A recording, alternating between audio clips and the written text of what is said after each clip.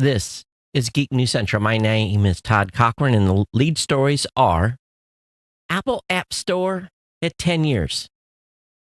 The Tesla Model 3 can now park itself.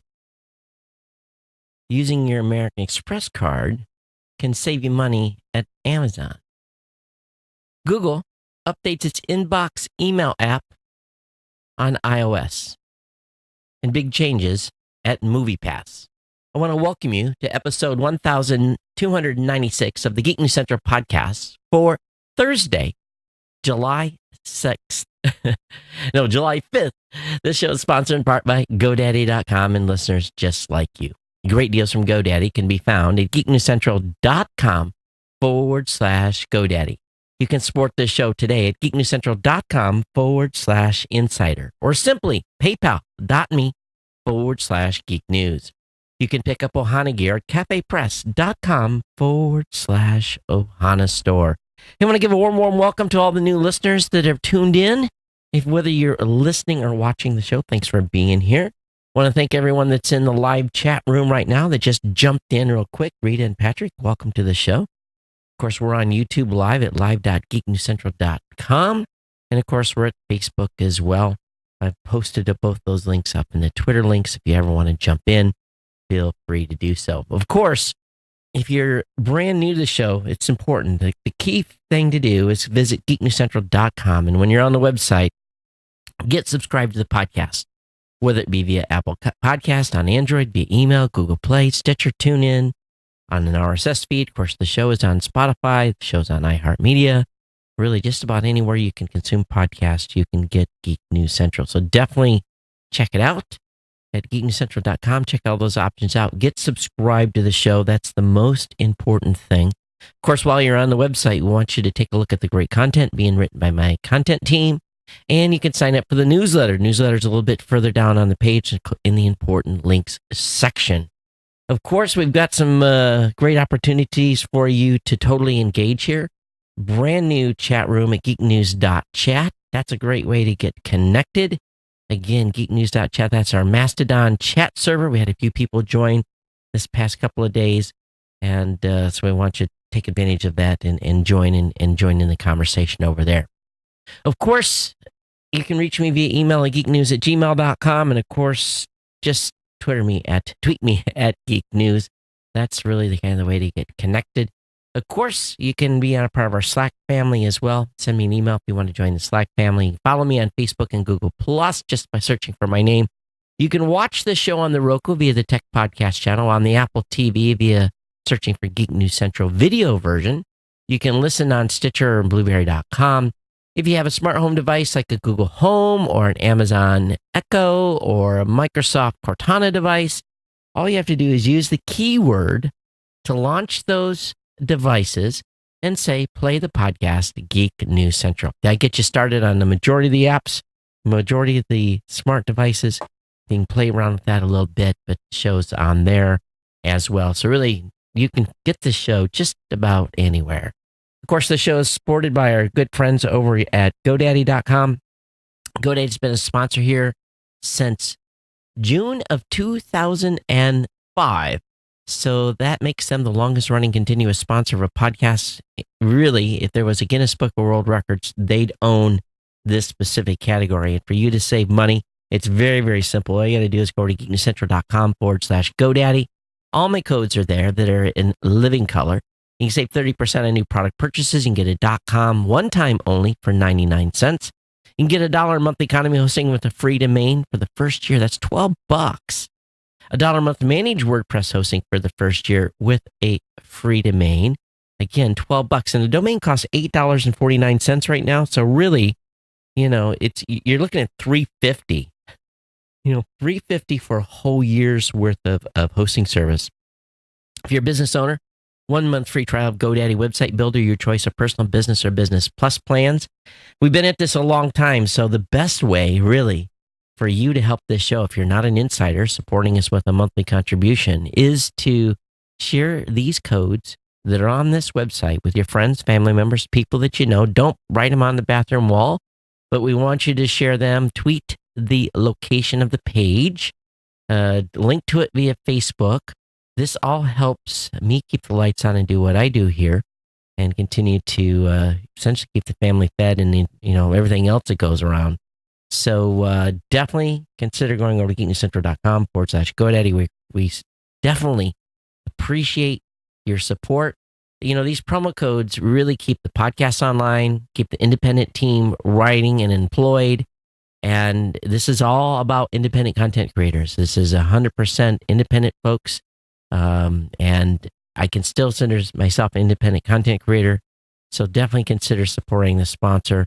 And, GoDaddy's helped tens of thousands of our listeners save thousands of dollars each month, literally each month, with our non-expiring promo codes. So definitely check them out. geeknewscentral.com/GoDaddy.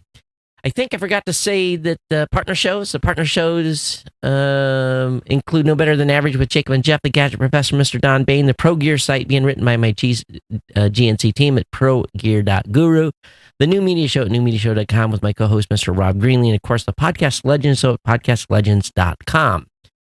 So I really I ran out of time tonight. I was monkeying around with a bunch of stuff, and this week has just been gone. I'm literally, it just disappeared. A lot of things coming with my dev team at Blueberry. So we're doing a lot of planning here and some stuff that's getting ready to roll out just before we go to Podcast Movement here in a couple of weeks.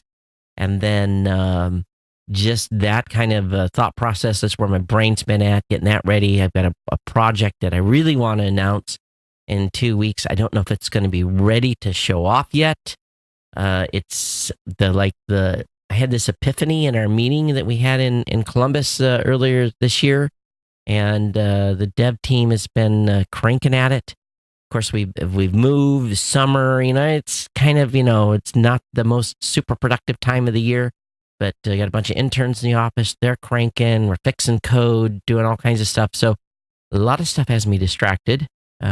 It's not as bad as it was earlier in the year, and come back, of course, here with a new vigor. But I hope everyone had a good 4th. I spent it on the beach with kids, and we hung out and went with some friends. So that went pretty well. My daughter had to work, so she's texted us about, as we were driving home, about, I don't know, 7 or 7:30 in the evening yesterday. And she works at Outback, server at Outback. And she said, I just got a party of 50. And I'm like, well, usually when you get a party of 50, either you get stiffed with hardly no tip and you lose all your tables, or you do really, really well. I forgot to ask her how she did. Just I know all of you know proper tipping decorum, but just remember, from a server standpoint of view, when you go into an establishment like that, now she would have normally on a normal night 4 or 5 tables. She may be able to turn them 2, maybe 3 times in an evening. And of course, the turning the tables is part of server's goal is to get them in, get them out. Sometimes it doesn't happen. People want to hang out and talk and so forth, but they're working their butts off for tips, and because they don't get as much money on the minimum wage standpoint. They get a lower wage because it's the way it is in many states. So when you come in with a party of 50, a server loses all their tables, and they are dedicated to you for the next 2 or 3 hours, or however long you're going to be there with your party. So when the bill is $1,200, $1,500, $2,000, $3,000, what we find, or what she sees, is people really, really get chintzy on the tip. So if you were buying $3,000 worth of food normally, and it was a baseline tip just over a period of many, many months, you would have probably have paid $450 in tips over that $3,000 worth of food. But what ends up happening is they order $3,000 worth of food and then leave $50. I'm not kidding. And they're hustling. And usually there's 2 servers, and they have to split that. They have to tip share out of it.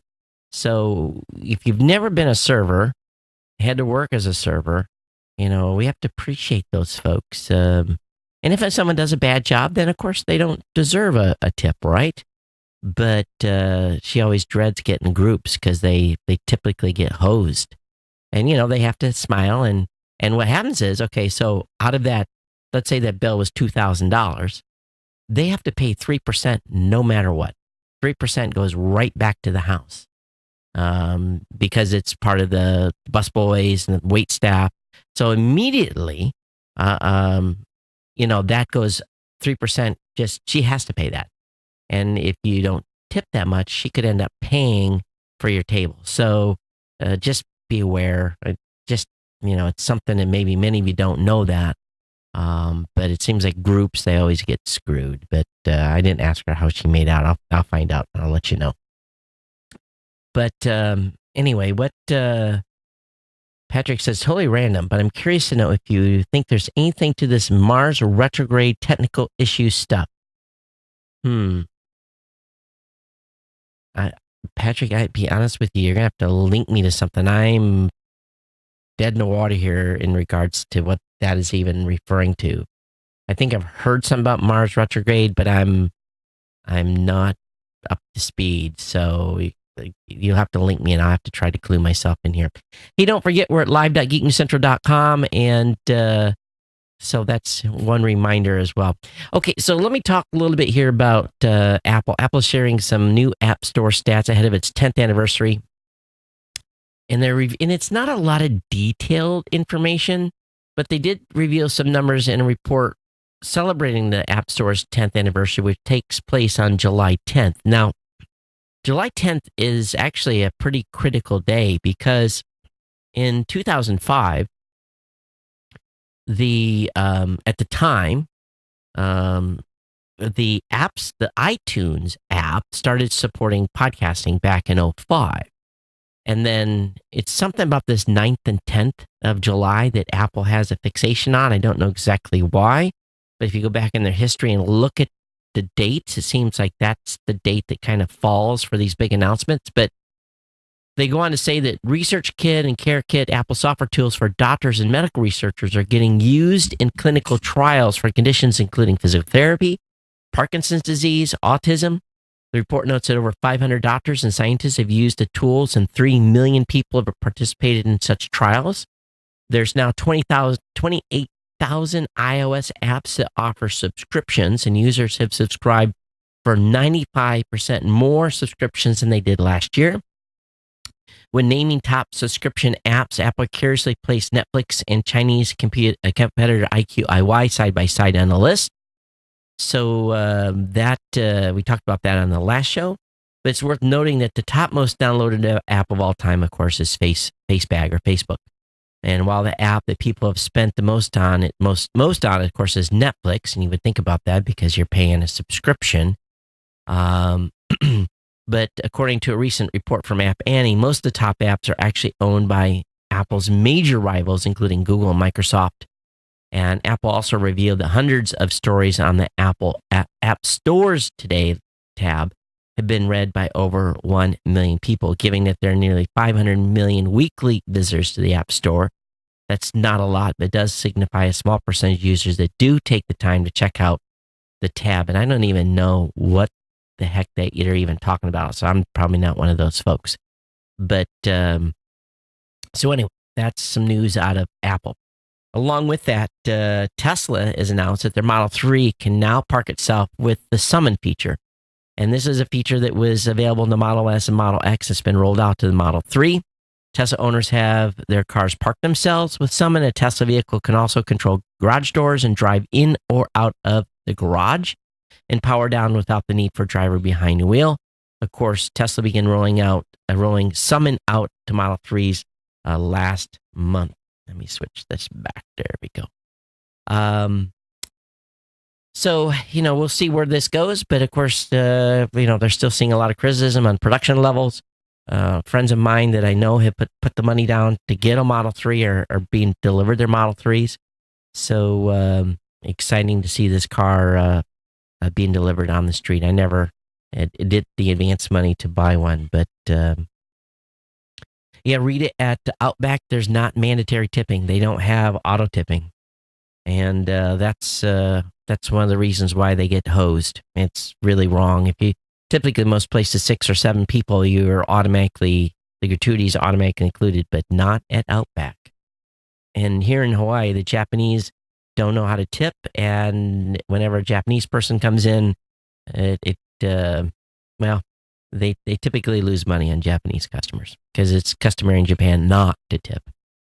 So if you have an American Express card and you're collecting American Express reward points, you can use your points to, there's a possibility of getting 20% off your purchases on Amazon by paying them with Amex points. So not all Amex cards are eligible, but here's a list. The American Express Senior Green Card and the American Express Traditional Green Card, those fees range from $49 to $90, do allow, and I've got a Amex corporate card. I have a Amex Express Business Platinum, which gets me, I primarily have access this because of Club Access. But Amazon lets you use as many points as you like towards a purchase. You can split up and pay partial in points and have the remaining balance charged to your card. Amex warns that what points are worth may fluctuate, so you could be surprised at checkout line. At the moment, 1,000 points is worth about $7. So I don't know what actually a point is, how many points you because I don't have a Amex reward on mine. But the discount maximum, however, is $100. Shipping should be free. So just, you can, but there's a little maneuvering you have to use to save money with your American Express. What I find is I have 2 business cards. I have a business Visa and a business American Express for my personal business. And then our Raw Voice corporate card is also on Visa. And but on my personal card, basically for my business, I charge everything on the card because it collects points, and then how much I've spent in the year, then that comes back in either a check or I can get a pretty decent Amazon gift cards, that kind of stuff. So I don't know where you guys are using your points with your credit cards, but if you're racking up miles and points, my business card doesn't tie to miles. So I tried to sign up for a United business card, but they were requiring all kinds of hoopla that I never followed through on. But anyway, lots of ways to save and get some discounts with stuff you have. Google is finally updating its inbox email app for the iPhone 10. After probably 9 months since Apple's full-screen iPhone 10 hit the market, Google is the last update's inbox email app to support the device. It's a 144 meg update, and Google says Inbox now supports Apple's pricier iPhone variant with little else by the way of changes. I'm not a fan of its inbox email app. Anybody using that? Honestly, you guys using that at all? So going back to the chat room, Patrick says it's an astrology thing. When a planet is retrograde, it appears to be moving backwards in the sky from the perspective of the Earth. When Mars is in retrograde, we currently in Mars retrograde, people tend to find that computers have problems, technology issues, etc. Maybe you haven't noticed a difference. Anyone in any weirdo tech stuff happen? I knock on wood here. So far, so good for me, but you never know what kind of twist is going to be thrown at you tomorrow. Let's talk a little bit about MoviePass. MoviePass is really they're boning people. Their peak pricing, what they're calling MoviePass peak pricing, goes into effect today. So when you open the app and you pick a movie, let's say you pick Avengers Infinity War, and you want to go see the 7 p.m. show. If there's a little lightning bolt next to it in red, you're going to have to pay a surcharge, and it could be $3 to $4 surcharge. If you pick the, the 9 p.m., it'll show a lightning bolt, but it's approaching peak pricing, and you don't have to pay the extra ad. Yeah, only when it's red and with a lightning bolt through it are you going to have to pay a surcharge. And the surcharge could vary. So this is how they're mitigating expensive primetime. Basically, they've worked with the movie theaters to say, all right, when you have too many people in the movie theater, we're going to not let the movie pass people come in unless they pay extra to get in. That's the deal. So they say it adds additional flexibility for us and users. They're basically trying to keep themselves in business. But they say customers only charge peak pricing when a particular showtime or movie is in high demand. They will see a small red lightning icon over the showtime when that is the case. A gray lightning icon will be shown above showtimes. They're gaining in popularity and likely to incur a peak pricing fee soon. They can avoid having to pay the extra fees by selecting another show. But if they absolutely must go to the show, the credit card that they have on file with MoviePass will then be charged. Oh. So that's how that's going to work. So just be aware, people. That's what they're doing with MoviePass. Got 4 people here in the house with MoviePass at this point, and we are using it. Virgin Orbit has won an FAA license for first Launcher 1 mission. I don't know if y'all have seen this, but what am I doing here? Click, tab. For those of you watching, they've got a 747 they've modified, and they're going to be carrying rockets to orbit. To a higher altitude, dropping them, and then the rockets launch to get to orbit. So they're initially using Northrop Grumman's Pegasus rocket, which is also an air launch system, and it's licensed as an expendable launch vehicle by the FAA, but they got a reusable license for some reason. So this is an interesting move here. We'll see what Virgin Orbit does soon, but it has a license for its first Launcher 1 mission, which the company expects to perform by the end of the summer. So lots of independent folks getting in the space business here. There's a good article in New York Times. I guess I'm not behind the firewall yet because I've probably only read one article this month on the New York Times, but it talks about how smart TVs in millions of U.S. homes track more than what's on tonight. You know, there's obviously this growing concern over online data and user privacy. That's big right now, right? Facebook has took a hit. Everyone's real concerned about it. Data companies have harnessed new technology to really identify what people are watching on internet-connected TVs and using that information to send targeted advertisements to other devices in their home. Marketers forever hungry to get their products in front of people most likely to buy them have eagerly embraced such practices, but the companies watching what people watch have also faced scrutiny from regulators and privacy advocates over how transparent they're being. Samba TV has licensing deals with a lot of basically 13.5 million smart TVs in the United States, and it's raised $40 million in venture funding. They've struck deals with Sony, Sharp, TCL, and Philips to place its software on certain sets. When people set up a TV, a screen urges them to enable a service called Samba Interactive TV, saying it recommends shows and provides special offers by cleverly recognizing on-screen content. But the screen, which contains the enable button, does not detail how much information Samba TV collects. Now, let me give you some information here. It talks about what show you're watching, your household identification ID, how many devices are mapped in the household, your location and the time, date and time. And of course, it tracks second by second what's going on in the TV. And then Samba's even advertised the ability to base their targeting on whether people watch conservative or liberal media outlets, which parties' presidential debates they watch, and so forth. So some of the same information that Facebook was collecting. Samba said it's adhered to privacy guidelines from the FTC, but as it does not directly sell its data, instead advertisers can pay the company to direct ads, ding, ding, ding, ding, to other gadgets in a home after their TV commercials play or one from a rival airs.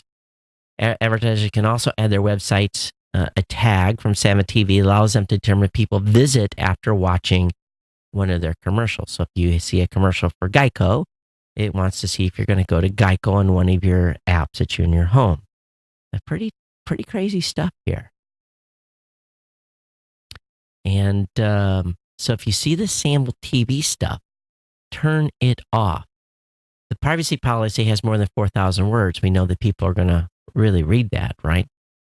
And with 45% of TV households in the United States having at least one smart TV, Samba TV is based in San Francisco, has 250 employees.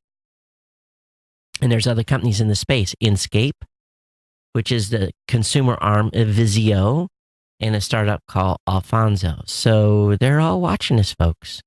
They're watching what we watch on the tube, even though we may not be connected to a major television network anymore, or be subscribed to cable anymore. It's being announced that Microsoft may be making a. So anyway, I guess I shouldn't have switched from that so quick. But what do you think? What do you think about being spied on in this way? Interesting, yeah. Microsoft be making a movies and TV app for iOS and Android. So not surprised here that they're going to do that. Everyone's getting in the TV game. And of course, Windows fans have seen that in the Microsoft Windows Store in April. And it's one of the most searched for apps that wasn't available in the store. So Windows Central is not to expect the iOS app and Android app version of movie and TV anytime soon, as work is supposedly in progress. Oh, what happened here? Oh, I basically, makeuseof.com was really irking me. They, every time, and they must have, that's interesting. I muted the page, and now the pages from makeuseof.com are all with a sad face on them. I forced it to stop playing music. They had something going on their website. It was driving me crazy. But it talks about smartphone security, iPhone versus the Galaxy X9 versus the Pixel 2. It talks about app blocking, biometric security, password protected folders, multi-user support, automatic data wipe, native password manager. These were the criteria. On encryption, the winner is a draw. All three of the handsets use AES 256. I'm sure you're aware of that. App blocking, the winner was iPhone 10. Being able to block apps from accessing the internet on a case-by-case basis sounds like something expected as standard feature on smartphones. It would stop apps from sending data back to developers. However, of the three phones, only the iPhone 10 let you restrict apps individually. Biometric security, the winner again, iPhone 10. The Samsung Galaxy S8 offered facial recognition back in 2017, but Apple changed the game when it released the iPhone 10 later that year. The Samsung Galaxy S8's face recognition is not that great. Password protected folders, the winner is a Galaxy S9. Of the three devices they're looking at, the Galaxy S9 is the only one that comes with a native password protected folder. It will let you keep any files, photos, videos, or documents in a secure location on your device. You can move that content in and out with ease. It'd be nice to be able to have a folder with the apps secured. In other words, if you want your kids' games to be in a folder, and when they wanted to get access to them, you click on the folder and you had to unlock the folder to get access to the app. That's what I want. And maybe some of you already know about something like that. So you're going to email me, Android and iPhone. Multi-user support. The winner is a Galaxy S9 and the Pixel 2. I think that's probably very, very true. Automatic data wipes is the iPhone 10. All three phones can be locked and wiped remotely. This is excellent protection against theft, but you need to spend time to set up Find My Devices or Find My iPhone before using the service. And all these articles come with instructions on how to set this up. Built-in password manager, the winners a draw. The iPhone 10, S9, and Pixel 2 all have a native password manager. The managers are Cloud, iCloud, Keychain, Samsung Pass, and Google Smart Lock, respectively. So they say the iPhone 10 comes out ahead in smartphone security in their overall review. Link is in the show notes.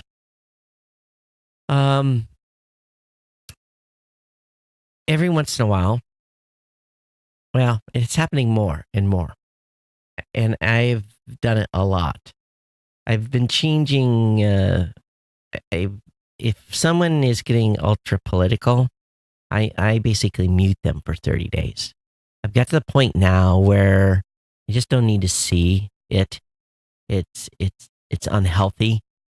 Some of the discussions out there that's going on, and I feel much better having blocked a great deal of this. And but sometimes you need to mute people, and maybe you don't know how.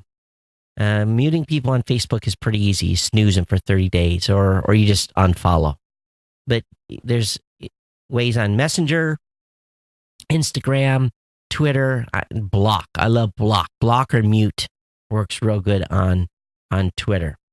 Snapchat, Reddit, all these services, WhatsApp, all offers way to mute people. Telegram, and they got good instructions here on how to make that happen. So if you're having problems with somebody and you're using a specific app, definitely check this article out. They give you the lowdown on how to silence someone.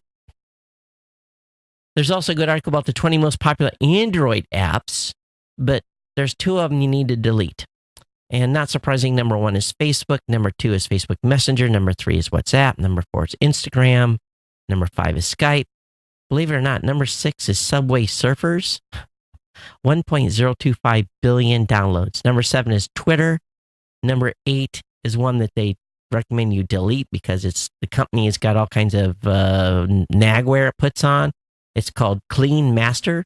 It's a space cleaner and antivirus, 833.739 million downloads. Of course, Candy Crush is number 9, Snapchat number 10, Share It number 11, Facebook Lite number 12, Dropbox 13, Line number 14, Viper 15, Flipboard 16, Super Bright LED Flashlight 17. I don't even know what this is. My Talking Tom is a virtual pet cat. Oh my God. 578.344 million downloads. 19 is Google Translate. And another one they want you to delete is Security Master, number 20. And it's devoid at all cost.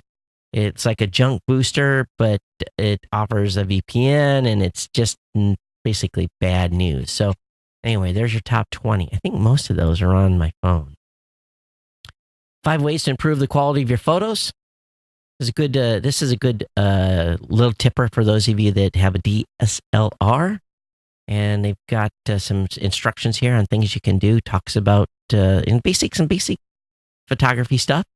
So if you're new with the DSLR or just need a refresher on taking better pictures, setting white balance, setting the ISO, all that stuff, link will be up in the show. How many just set it to auto and click? That's me a lot. Just hit auto and click. Motherboard has an article about a Israeli company called NSO. And we've talked about NSO in the past. NSO had an employee who allegedly stole the company's powerful spyware for personal profit. NSO sells its potent iPhone malware to governments including Mexico and the United States, Arab Emirates, to basically unlock the iPhones. And it's off-the-shelf malware for remotely breaking the smartphone. Some versions allow law enforcement or intelligence agents to steal essentially all meaningful data with new and from target. Others just require the victim click one link in a carefully crafted text message. But one of the employees was trying to sell it to non-authorized people for Bitcoin. He stole the software. But there's been an indictment handed down to yet an unnamed employee. And Israelis don't mess around with this stuff. He's probably going to be going to jail for a long time. But anyway, link will be up in the show notes on that. How many of you are just thoroughly disgusted with your cable bill? You know, the average annual bill from service rose from $700 in 2000 to $1,200 in 2017. And but a lot of it has to do with fees: broadcast TV fees, sports surcharge, HD technology fees, set-top box receiver fees, DVR services. Look at those fees, folks. And if it's not on the bill, call your cable provider, talk to them, and see what you don't need. Get that cable. If you're still connected to cable, get that thing knocked down. Big news this afternoon: Apple passes over Intel in search for 5G chips for the iPhone. Apple has notified Intel will not use a modern mobile modem developed by the chip maker in its next generation mobile device. Wow, that's big. According to internal company communication reviewed by Calculist and people familiar with the matter, it was notified Intel would not use a mobile modem. Further development of the modem components internally called Sunny Peak has been halted, and the Intel team that works on the product will be redirected to other efforts, executives said. In the communication reviews, Intel executive described Apple as the key mobile customer for the development of 5G mobile modem. Intel expected Apple to be the main volume driver for the product, they said. So this is going to have a hit on Intel stock. Apple's facing a massive effort to launch 5G in their mobile products. Intel executive posted in their communications to further speculate Apple's decision not to use Intel modems component result of many factors, specifically the introduction of a new speedy Wi-Fi standard called 802.11ad, and into anything mobile products brings new anticipated challenges, they stated. So we'll see where this leads. And will Apple fall behind in mobile speed? One will find out. Hey, one thing I do before every show is I run a speed test here on my two connections because I'm largely critically needing good bandwidth during the show. And sometimes I just have to reset the router and pull the plug. But I've been pretty good here over the last, since I've been back. And you should check your speed on a regular basis. And here's the reason why. If your speed's not up to speed, you need to complain. If you're not watching it and you're paying for 100 down or 500 down or 300 down and 20 up and you're not getting that, you need to complain to your provider. You really, really do. You need to complain to them and make them fix it. Hold their feet accountable. All this net neutrality stuff, we have to start watching this very, very carefully. So check your internet speeds on a regular basis, okay? I'm sorry I'm sniffing in your ear tonight. I failed to get water for the show. I was late eating dinner and getting in here, so I'm running out of moisture in my mouth. Hey, Charter's launched a mobile service, throttles all video to 480p. Unlike Comcast, Charter doesn't offer upgrades to HD video streaming. So who are they using? Who is Charter partnered with? Who are they reselling for? They're not saying in this article. Charter selling unlimited data for $45 online, the same monthly price as Comcast, while Comcast charges $12 for each gigabit of usage on its limited plans. Charter is charging $14 for each gigabit. On a limited line. On the unlimited plans, both Comcast and Charter are reducing speeds for all types of internet usage after 20 gigs. Charter's unlimited plan includes 5 gigs of high-speed mobile hotspot usage each month and reduces tethering speed to 600 kilobits afterwards. So that's interesting. All right. Link will be up in the show notes on that. MIT, this is a pretty cool video. MIT creates a blind robot that sees with its feet. And it's about a 2-minute and 50-second video that's within the article. And I don't fully understand the application, but the robot's pretty cool. And we've seen this before. We saw the Cheetah 2 last year. This is the Cheetah 3, and it's got some pretty good, pretty interesting way that it can configure itself. But it can run up to 3 kilometers, 3 kilometers. What did they say? 3 km. Yeah, it can run at 3 kilometers. So, I guess 3 kilometers an hour. I guess that makes sense. So, anyway, very, very cool video. Have up for you to check that out. There's being tested in some locations, something called Netflix Ultra. Netflix last raised its price in the United States in last year. The prices went to $11.99 a month to $13.99 a month. The same tier cost €13.99 in Europe. And according to reports, users in Italy have noticed a new Ultra tier that costs €16.99 €16.99. And it appears the only major difference between the two tiers is the addition of HDR support. Many subscribers may not find the €3 price hike justified, particularly with the increase doesn't add any additional perks, but this is only being tested currently, it appears, in Italy. Now, one thing I missed last week is in their net neutrality stuff that they voted on and the governor signed, I guess it got gutted by a whole bunch of stuff that should have been left in there. And there was outrage, and instantaneous. Oh, I mean, it was like, wow. There was this huge public outrage over it. And some of the senators from Sacramento today are, oh, we'll fix it. And, but it goes to show you the power of the lobby. And this isn't over yet. There is lobbyist representative of the mobile and internet space that are going to fight any additional changes. The telecoms and cable companies are going to continue to battle this, and AT&T and Comcast will continue to engage in their misinformation campaign.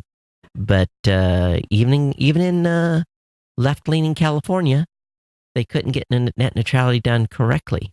So makes you go, just a little bit, doesn't it? So what do you think there, Californians? What do you think about that net neutrality bill? I'd love to hear from someone that lives in California on what their thought was on how this all went down. I really would love to hear about it. Hear from you. Drop me an email if you care. geeknews@gmail.com. Space.com has an article about alien life may be rare in our galaxy today. And they're really looking at the Drake equation. Over the years, scientists have attempted to solve the Drake equation, but the uncertain quantities have required estimations. And as time has went on, as our view of the cosmos has gotten bigger, we have been able to fill in some of those numbers. And really what happened here was that in 1960, Frank Drake, an astronomer and hunter of extraterrestrial intelligence, devised what is known today as a Drake equation to calculate the probability of hearing from an intelligent communicating alien civilization. The Drake equation relies on the values of several constants to determine how widespread each civilization might be, how likely they are to evolve, and how likely they are to broadcast when we were able to detect them. While some of the numbers, such as how many stars and have planets around them, are fairly well known, others, such as the fraction of those worlds with life, obviously remain very much uncertain. So, but scientists are taking swags at it all the time. And the percentage has gotten much bigger if we look at the observable universe, but obviously our galaxy is a little bit smaller than the observable universe. So, pretty cool article on that. Would you agree that Google improves your online security? Do you think so? You know, they do bug bounty programs. They have safe browsing. They're encouraging HTTPS everywhere. They have Google Play Protect, basically trying to protect malware. They have account settings and security checkup. Do you really think they're doing a good job? Do you trust Google? That's a question being asked in this article. And you can't live with them, can't live without them almost anymore, right? It's kind of the way it is with Google. And I use their products every day, day in and day out. So as I keep telling you, and I've told you for many, many years, Google knows more about us than our spouses. Anybody heard about dual 4G LTE? Dual 4G LTE lets you use two 4G connections on your phone. Dual SIM connectivity is a must-have in Asian markets, particularly India, where cellular plans are extremely affordable. The arrival of Jio, J-I-O, has catalyzed a market like never before. The entire industry reducing rates to stay competitive in India. For instance, an Airtel plan currently costs $7.30 for 3 months. The person gets 2 gigs of 4G data per day. unlimited calls and 100 texts a day. That comes out to $2.40 for 60 gigs of 4G data. And so because it's so cheap, people are putting 2 SIMs in and having 2 cell plans. Using dual SIMs makes a lot of sense for people that can afford it. Chip makers Qualcomm and MediaTek demoed dual 4G LTE last year, and the feature is now a mainstay on phones sold in 2018. As the name suggests, dual 4G LTE enables 4G connectivity in both SIM cards, allowing you to switch between 2 4G networks seamlessly. Dual 4G VoLTE LTE is a subset of the feature and allows you to make HD calls from either SIM. So if you have 2 SIM cards available on VoLTE, you can choose from either carrier before making a call. So there are some phones that have dual 4G LTE. So this is for any of you that travel in Asia. It's kind of interesting. It really is. Dual SIMs are big in the Philippines too. Globe and Smart. Treat your computer to one of SanDisk SSD Plus drives for as low as $35. I'm not a super big fan of the SanDisk SSD drives, but this is a 120 gig drive, $34.99, $52 for the 240 gig version. It's really, really cheap. This is a good price. Now there's a 1 terabyte, which is on sale for $219. I really like the Samsung 850s. I really like those drives better, but this is a really inexpensive way to get into the solid state space. SanDisk has got some prices there, very, very, very, very hard to beat. There's a new Google Chrome tech support scam. So if you're using Chrome, Firefox, Opera, Brave, or Vivaldi, it's not just Chrome, you need to be aware of the latest tech support scam doing the rounds. This one uses a bug to overload your browser with the scammers, hoping you'll then phone them for help. And it basically pops up and says, "Give me your number. We'll help you out here." Well, you know what ends up happening? It ends up badly, and they want you to put your telephone number in there so that they can call you and try to sell you on customer support stuff. Be careful. 78 more customers have sued Apple over secretly throttling older iPhones in the latest class action lawsuit. Oh, only 78? Interesting, yeah. I don't do a lot of phone reviews, but I'm just going to pop through these. Wait a minute. Let's talk about Westworld. Oh my goodness. I watched the rest of Westworld, and I'll be frank. I'm gonna have to go back and watch the series again. I missed some stuff. They did so many flips and back and forth that I got confused near the end. I understand the end result of where we're at. Quite intriguing for season 3. It really, really is. And there was some and if you haven't watched, I'm not going to give a spoiler here, but pretty interesting. But I'm going to have to go back and maybe watch the last 3 episodes. This thing's got more twists and turns than wow, it's crazy. So loved it. Without doing any spoilers, what did you guys think of the last episode of Westworld for this season? So if you're looking if you have an Android device and you're looking battle the cameras, they've got a good review here between Galaxy S9 versus the Pixel 2. Talks about the cameras and the details and what you should expect and which one wins. I'm not even going to go into this. I'm going to let you guys read about it. Those of you that are interested, link will be in the show notes. Also, of course, we announced on last show that the Galaxy S10 is to launch at NWDC 2019. So that definitely is going to happen. So we'll keep an eye out on that news, maybe for some prototype looks. And also the Galaxy Note 9 specs and price have leaked again, and it's right in where everyone thinks it's going to be, using the Snapdragon 845 processor in US and Korean models. But it's going to have 2 12 megapixel cameras, 4,000 milliamp battery. Where's the price? It's going to retail around €1,000 in the Netherlands. That's the cheapest Note 9. So that's a lot. It's a lot of money for a lot of money. So we'll see where this leads. Also got some Amazon Basics Prime Day deals, and so I have that link up in the show notes for you as well. That's going to get me to the end. I got through this thing fast tonight. 50 minutes. What's going on here? Shorter shows? Rick says, I prefer the Samsung SSD drives as well. I agree, Rick. They're a lot, I think they're a lot better. They have longer longevity. They're faster. I like the 850s, and the 850s have a couple of classes of 850s, and I think maybe it's like an 854, 855 now. But get the high performance ones. You pay a little more, but they just simply rock. All right, we're gonna get you out of here. Hey, it's easy to send email to the show, geeknews@gmail.com. Just as simple as that. You can tweet me as well at Geek News.